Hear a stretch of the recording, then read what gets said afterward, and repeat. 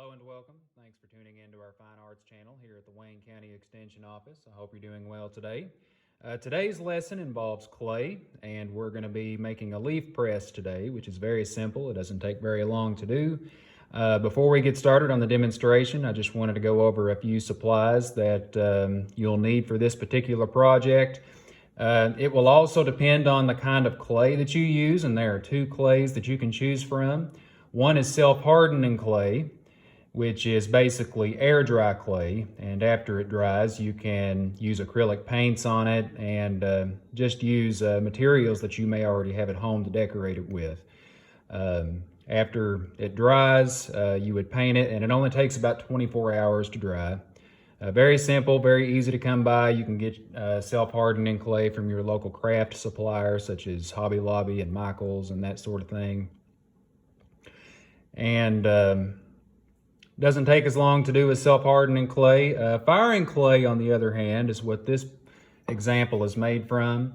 This requires kiln access, and if you don't know what a kiln is, it's basically an oven for clay.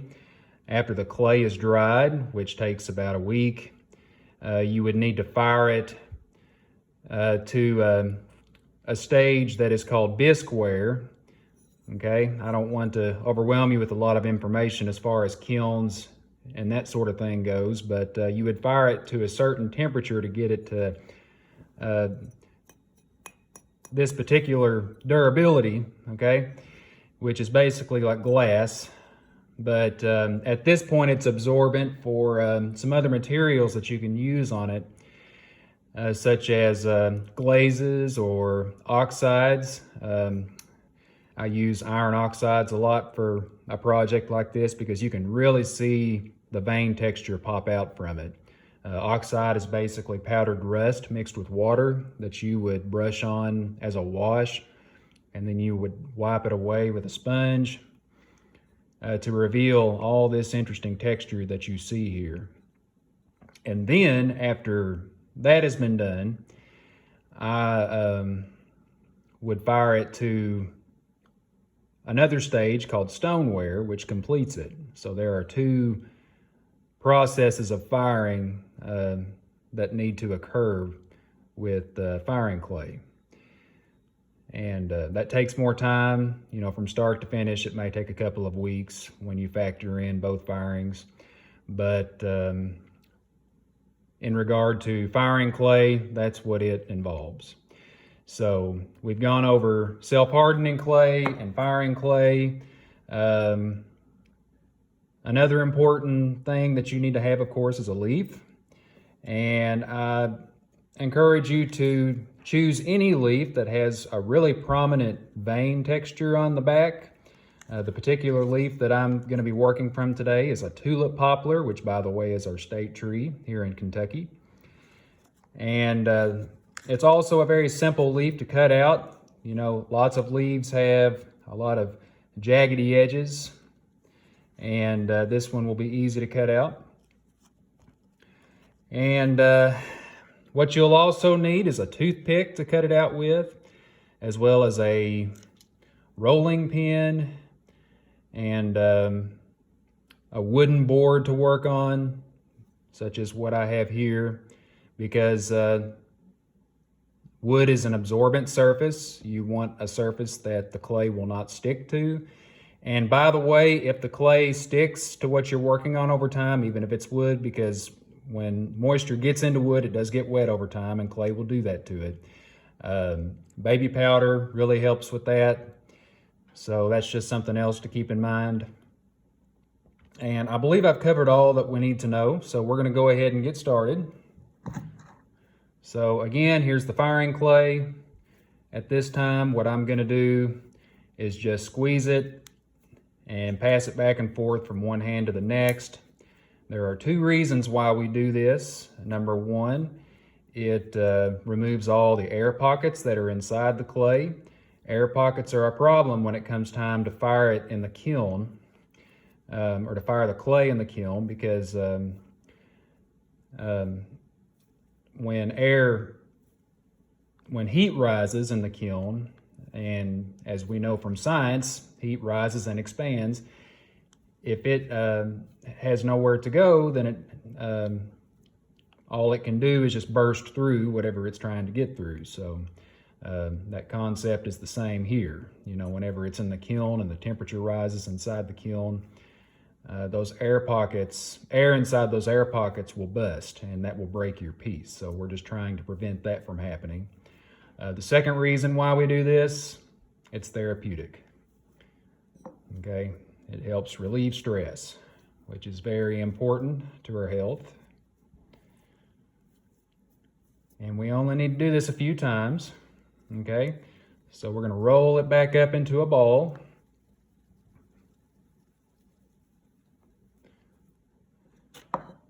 The next thing we're going to do is put it on our wooden surface,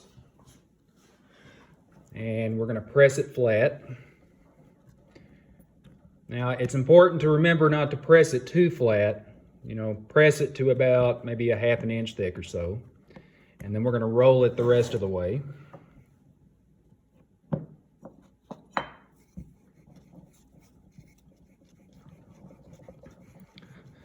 Now, don't roll it too thin either. Too thin is less than a1/4 inch thick. The clay gets very fragile when you get it too thin, and it crumbles apart on you when the clay dries. And even when it's fired, it can break really easy. It doesn't take very much to break it. So I encourage you to get it about a1/4 inch to ½ an inch thick. So we have a smooth and flat enough surface to work from. This is a clay slab that we just created. See how the moisture is collected in the wood there? If you work with clay long enough, it will do that. So the baby powder comes in handy when you, as a reminder, that comes in handy if you need it. So I'm going to take the leaf at this point, okay? And this is the outer area of the leaf. You need to turn it over to where the color is more faint, okay, not as bright, and where you can feel all this vein texture. And that's the side we're going to place face down on the clay.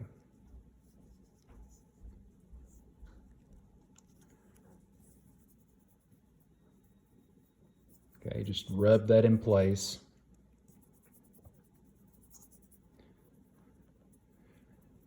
And now we can take the rolling pin and just roll over it. You don't need to press very hard at this point, just lightly roll over it back and forth. Okay, now I should have said this ahead of time. Whenever you're picking leaves from a tree, be sure that you have a stem. Okay, don't pick the leaf to where there's no stem at all, because the stem is what helps us in this step to lift the leaf up from the clay. And we're going to do that slowly.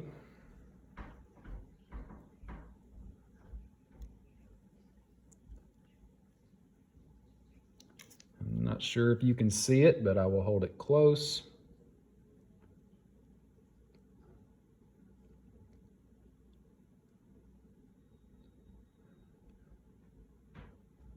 No sculpting involved, no drawing, just Mother Nature at work, creating that design for us. Now at this point, what we need to do is cut it out, and that requires a toothpick.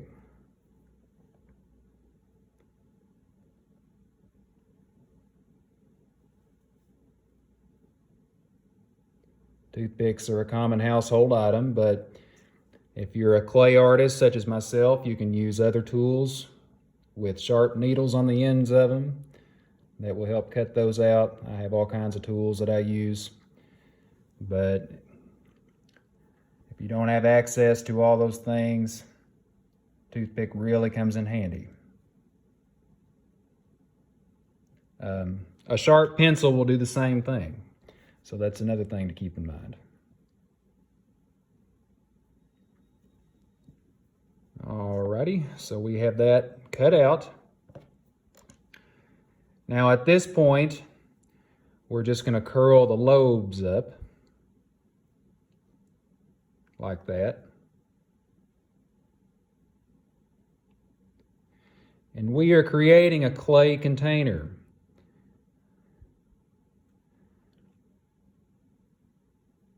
It will make a very good spoon rest if that's what you want to use it for.